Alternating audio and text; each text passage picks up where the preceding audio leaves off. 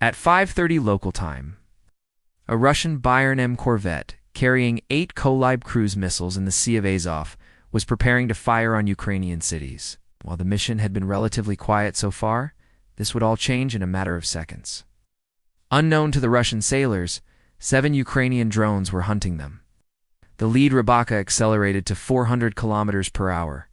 As Russian checkpoint guns opened fire, tracers filled the dawn sky. Each 23mm shell could turn one drone into scattered debris.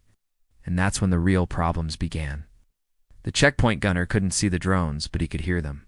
He fired at the sound, walking his rounds toward that distinctive whine of motors. The lead Rybaka juked hard left as 23mm shells exploded around it, each one capable of instant destruction. The drone pushed to maximum speed, 432 kilometers per hour, screaming past before the gun could follow, but the damage was done. Gunfire alerted every Russian position within 10 kilometers. Messages spread through Telegram faster than military radios. The element of surprise was gone. The operator's screen suddenly filled with static power lines invisible until the last second. The drone pulled up sharply, clearing 110,000 volts by just 2 meters. Every instrument went haywire. The compass spun wildly, the video feed flickered, and the operator flew blind for 3 agonizing seconds. Then a radio tower emerged from the darkness. The operator banked hard left, missing the guy wires by inches. Behind the lead Rybaka, 2 more followed 30 seconds apart, using the chaos to slip through. These were the Spear drones, designed to blind the ship's radar defenses. They had to succeed. 4 bomber drones took the northern route, slower at 200 kilometers per hour, but carrying heavier warheads. These were the hammer that would strike after the Rybakas cleared the path. But those telegram warnings had already reached the next checkpoint. Repellent-1 jammer waited, flooding control frequencies with 400 watts of electromagnetic noise. The lead operator's screen went black, signal lost. But the Ukrainians had anticipated this. Pre-programmed waypoints kicked in. The drone switched to autonomous mode, navigating by accelerometer and optical landmarks, flying blind through the electromagnetic storm. 3 minutes later, the video feed returned. The bobber was exactly on course. Ahead, however, a BTR-82 blocked the highway, its machine gun already firing in predetermined patterns. The operator dove into an industrial zone, using buildings to break line of sight, but those buildings sheltered Russian soldiers. Hearing drone motors, they poured out like an anthill kicked over. The drone held 10 meters altitude. At this height, the Earth's curvature created radar shadows. A hilltop radar that could see 50 kilometers at altitude could only see 12 kilometers when the drones skimmed the ground. Physics became their shield from the BTR. The drones threaded invisible corridors of safety, while soldiers fired at sounds and glimpses. But statistics don't lie. Concentrated fire from a coordinated squad finally connected. The third Rybaka spiraled into a parking lot, its warhead detonating on impact. 2 bobbers and 2 Rybakas remained. They couldn't afford to lose anymore. Then the lead Rybaka crested the final ridge. The operator's screen filled with something that shouldn't exist. The mission briefing had been catastrophically wrong. In 4 seconds, he'd have to make a decision that would either save the mission or destroy every drone. The Pantsir launched 6 missiles simultaneously, but these weren't ordinary surface-to-air missiles.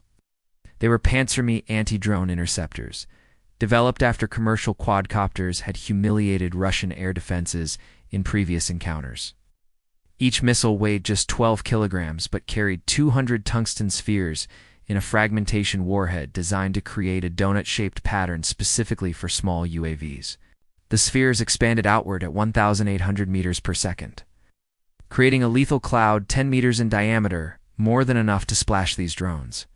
As the Pantsir operator fired, he used ladder engagement tactics, launching missiles at staggered altitudes. First, at 50 meters, second at 30 meters, third at 10 meters, forcing the drone to fly through at least one fragmentation pattern. The fire control system calculated intercept points based on the drone's current trajectory, creating a 3-dimensional box of death. Each missile's proximity fuse sent out radio pulses, waiting to detect enough metal to trigger detonation. But the Rybaka's operator had studied Pantsir engagements extensively.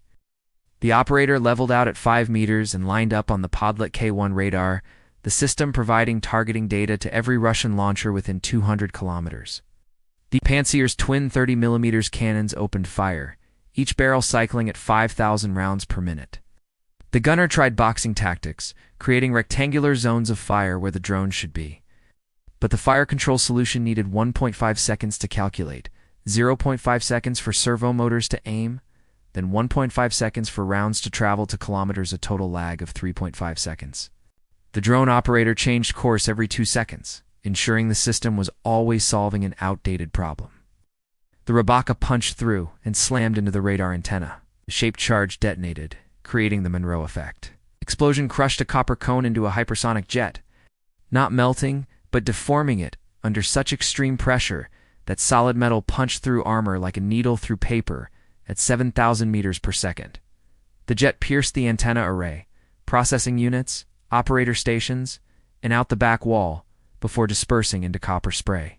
The second Rabaka targeted the P-18 Spoon rest early warning radar. The Pantsir switched to thermal imaging backup, but dawn created temperature inversion, a layer of cool air trapped under warm air. Ow.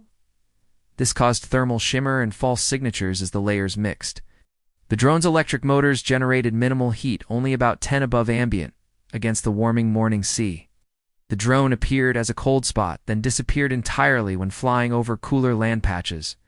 The thermal imager's algorithm, designed to track jet engines at 600, couldn't lock on to such a small differential. The Pantsir gunner fired in desperation, spraying a spiral pattern from the drone's last known position outward. But the drone pivoted 90 in half a second. 5,000 rounds were expended, 0 hits achieved. The Rabaka struck the P-18 dead center, eliminating 200 kilometers of radar coverage instantly. With both primary radars destroyed, the corvette 4 kilometers offshore had lost its early warning network. Without the podlet and P-18 providing detection and tracking, the ship's own radar could only see 40 kilometers, less than 2 minutes warning. The defensive shield protecting the corvette had just vanished.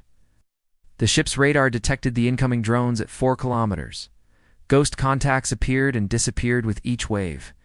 The Russian crew faced an impossible problem, distinguishing 3-meter altitude drones from 2-meter waves. Both created radar returns of similar intensity. Doppler shift, which normally separated moving targets from background clutter, failed when drones flew at variable speeds between 80 and 120 knots. The clutter rejection algorithm, designed to filter sea spray, began filtering real threats. Every third sweep, the drones disappeared entirely from the screen. But that didn't stop the Russians from fighting back.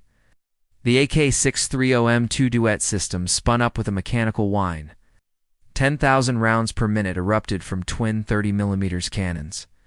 The fire control computer used Kalibr, filtering algorithms to predict drone movement by averaging past data with physics-based models. Ow. But the operators deliberately threw off the math with random course changes every 2 seconds. The duet had been designed for P-270 Mosquet missiles' 3,000 kilograms targets on predictable trajectories. Against 150 kilograms drones maneuvering randomly, it was like using a sledgehammer to hit a hummingbird. The math never aligned. Undeterred, the corvette launched its PK-10 decoy system, firing chaff aluminum strips cut to half the radar wavelength. Hundreds of false targets bloomed within 50 kilometers. Against radar-guided missiles, this would have been effective. Against drones guided by human operators watching through cameras, it was nothing but sparkles in the morning sun. The operators ignored it and maintained lock on the ship.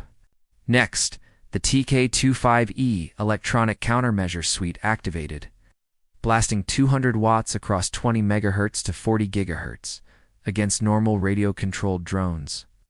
This would have severed the control link instantly. But the Ukrainian drones used frequency-hopping spread spectrum, switching 128 channels per second in a pseudo-random pattern known only to their operators. The jamming caused frame drops and pixelation, but never enough to break control. The feed degraded from 108p to 480p, annoying, but usable. Sensing what was coming, the corvette captain ordered evasive esterns at maximum speed. But physics doesn't negotiate. The 949-ton vessel needed 15 seconds to change heading by 30. The drones needed just 50 milliseconds. The Rabaka operator recognized the pattern and timed his approach during the steady period between turns. At 500 meters, he switched to manual. The radar mast filled his screen 6 meters of critical electronics. The duet cannons couldn't depress below -5. At 200 meters range and 3 meters altitude, the drone was beneath their arc. Sailors with PKM machine guns fired from the deck, but they faced the impossible. The drone crossed their view in 0.8 seconds. Human eyes need 0.22 seconds to focus on a moving target, 0.3 seconds to track, and 2 seconds to aim. By then, the drone had moved 100 meters. They were literally firing at aftermages, burned into their retinas. The lead bobber aimed straight at the ship's mast, its shaped charge primed to destroy the arrays. The captain screamed for an emergency missile launch, but the Kalibr system required 2 minutes for gyroscope alignment, target validation, and missile warming. The bobbers were 30 seconds away. The first slammed into the mast. Instantly, every radar, communication suite, and data link on the ship went down. It's no longer able to fire. The corvette was a sitting duck.